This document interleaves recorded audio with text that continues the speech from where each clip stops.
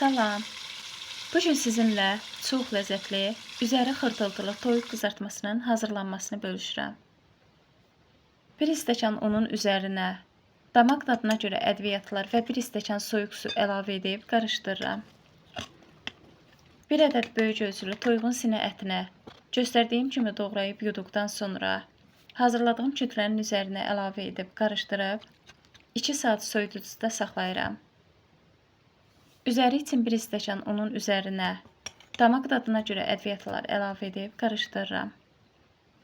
İstəyə görə kartofun üzərinə damaq dadına görə ədviyyatlar və bir qədər bitki yağı əlavə edib sobada qızardıram.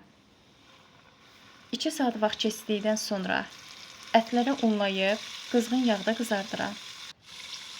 Mütləq sınayın, çox ləzzətlidir. Növbəti videolarda görüşənə kimi hələlik.